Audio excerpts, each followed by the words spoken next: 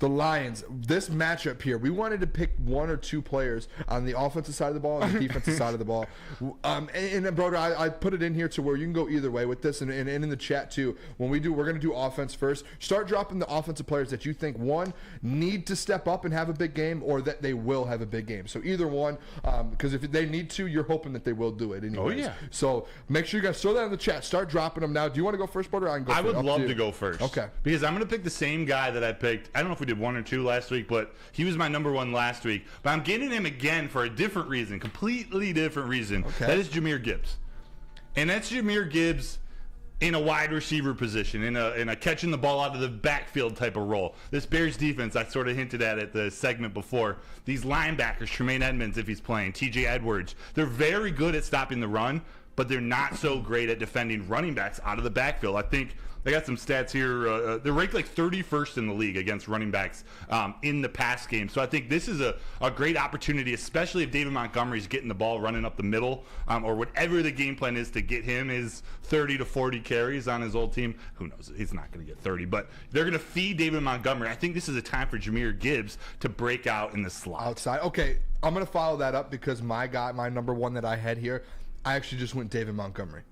Perfect. And it's not more so that I'm sitting here saying that he's going to have a big game, but I think he needs to have a big game. And I think it's because, one, obviously it's him versus Chicago Bears, which we have a full segment on in a little bit, kind of him coming back, the running back room versus Chicago. But the fact that they have the number 2 rush defense in the NFL right now, and you're sitting there, his line, the heavyweight said it last show, his line is at 48.5. That seems very low, very disrespectful. But when you're going up against the number 2 rush defense in the NFL, I want to see a guy like David Montgomery go out there and dominate no matter how good that defense. I just want to go out there, like we've seen him do it versus almost every team this year. I want to see him do it versus a team that's top 5 in rush defense. Go out there, go for another 100 yards, 1 or 2 touchdowns, and dominate. And then at the same time, I want to see Jahmyr Gibbs do the same thing. So I'll piggyback off that. I want to see this running back duo kind of do what they've been doing. Yeah. There's going to be more on their back now with Jonah Jackson officially rolled out for the game. They're going to need to step up, whether it's Graham Glasgow in that spot or Yodi and Glasgow on the other side. However they do it, Jonah Jackson's a huge part of that run game. So it's a loss. That's a big loss. I do feel like we talk about this a lot every week, and I think around the NFL, like I'm sure if you go to different stations around the NFL, they have conversations about their own teams. But like a guy like a Jared Goff, he's the best play-action quarterback in the NFL. Number 1. If David Montgomery goes out there on Sunday and he dominates, and every single run he gets is 5-6 yards, and he goes and gets 20 carries for that, or 15 to 20 carries at 6 yards, 5 yards, that, like, you can't lose a game like that. Yeah. Like, especially with a guy like Jared Goff. And in the NFL, when you have that, like, you see, I mean, look at the Bills right now. They can't figure out their run game. They obviously had that one possession where they ran the whole time, but they can't figure out their run game to complement their offense or their pass game. Yeah. So I think that's what the Detroit Lions, David Montgomery. No, that's a great one. You led me right into my next one, that play-action pass game. My next guy in offense, the key to that offense, Jameson Williams. Wow. Jameson Williams. I couldn't stop thinking about him, pause, after last night. The last 2 nights we've been talking about him a lot. But I think this is a perfect game for him to actually break out, actually get 4 or 5 catches for, 80, 90, 100 yards, or, break a long one for a touchdown. I think it's a perfect opportunity for J-Mo with a pretty weak secondary for the Chicago Bears, despite the fact that Jalen Johnson, their cornerback, is playing really well. Tyreek Stevenson, their rookie cornerback, isn't playing so great this year. They just have been a really abysmal team in coverage. They do have players, so it's a little strange, but if they can get J-Mo going on a short passing route early in the game, maybe run one of those wide receiver screens, I would love to see him break one. Everything he's been doing over the last couple weeks, we want to see him in the end zone. We want to celebrate for him, and I know the boys do. As much as they want David Montgomery to get in the end zone and have a big day, this team, they know what all the talk is about. They support J-Mo as much as he supports them. They want him in the end zone. Yeah, I don't hate that. I might bet on him to score a touchdown this week, to be honest. Do it. My final one, though, I didn't go specifically a player, broder, but I kind of went a full unit on offense. Okay, improvise. I'm sure you already know what that unit is. It's the offensive line. I put a poll in the chat. I said, which Detroit Lions player on offense needs to have a big game Sunday? I put J-Mo, Jahmyr Gibbs, Jared Goff. I wanted to see if anyone threw Jared Goff in there, and then I went the offensive line. Broder, everything we spoke about, what are you over there counting? I'm just counting how many players you just picked. 8. Well, no, 5. 5 that will play. plus Jared Goff, J-Mo, and David Montgomery. I didn't pick Jared cheating. Goff or Fucking Jahmyr. cheater. I just picked David Montgomery, and This I is picked off. bullshit. What is happening? You are right with all these players, so We keep just going. named 8 players on offense that need to have a big game. Guess what? They can't. Those players can't have a big game if this offensive line with no Jonah Jackson doesn't step up and have a big game. That's why I picked the offensive line. That offensive line, even with Jonah Jackson down, what's been the one thing, even when players have gone down on this offensive line, they have stepped up and they've still been ranked the #1 offensive line in the NFL. Next man up. Big V goes down. Graham steps in. People have just been rotating.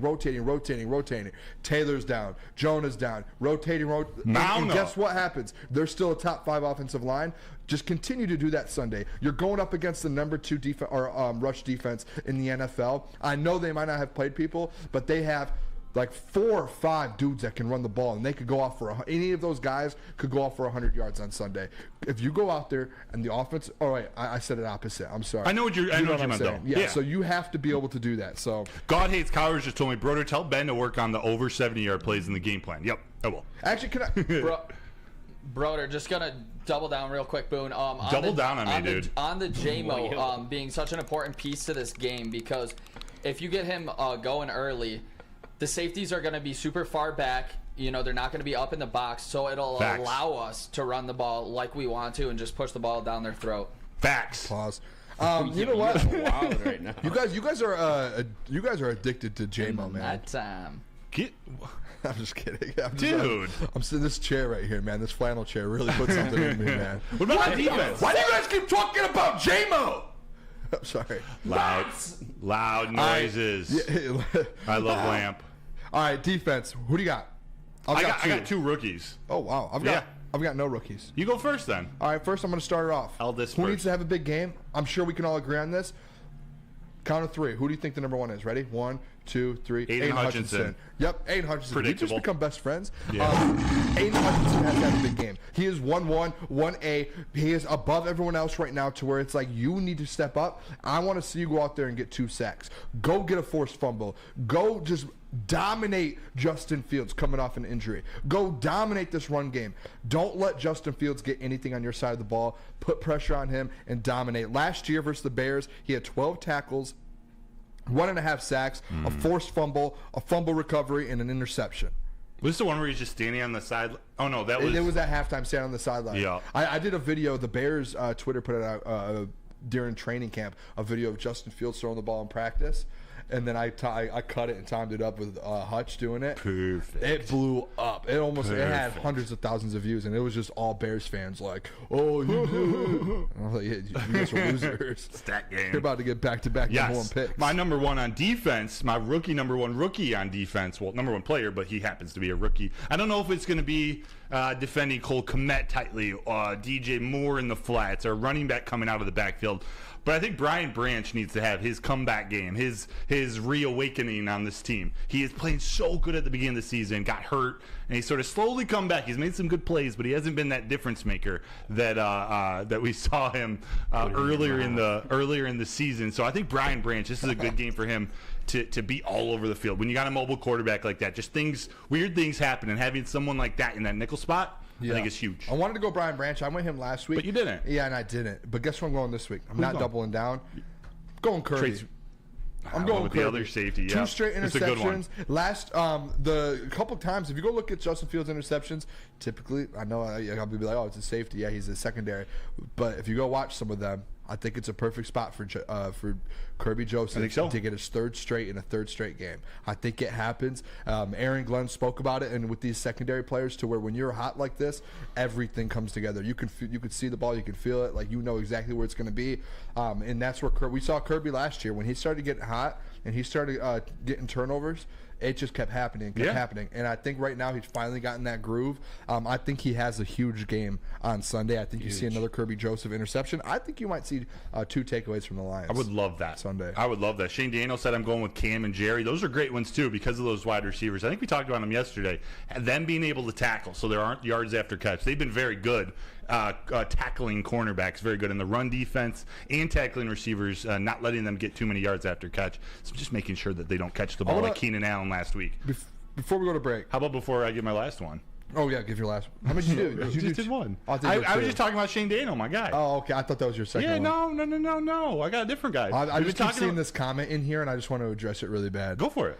Someone keeps saying about the 70-yard plays. Are they saying like a 70-yard total play, like a deep ball? Yeah, no, it was kind of a joke. Like we're talking about J-Mo having a big play. Okay. Because I already had stats in my head for it because I read this book here.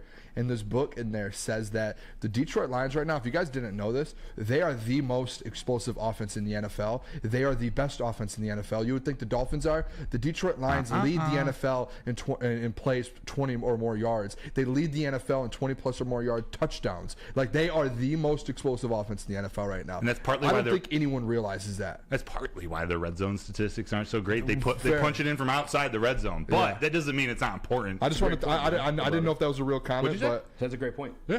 Hey, thank you.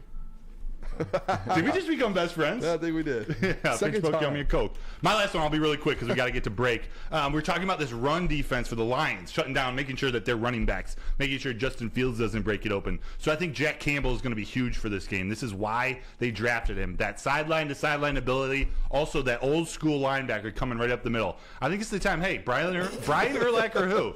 These faces that they're making with me are making me laugh, and I love it. Yeah, Jack Campbell, it's time. I hope he has a huge game. I want to see him get an interception. Yeah, he's been like last week wasn't his best game, but he has been making strides throughout the season. Like, and he's been out there more and more. I think it's time. I saw something online that they graded rookies, and I was like, well, I'm interested in just first round rookies. Obviously, Jahmyr Gibbs is an A. Guess what they gave Jack Campbell? C+. B+? An A. Really? Yeah, I was shocked. Interesting. But that means like people around the league are looking and like, hey, Jack's actually doing something well.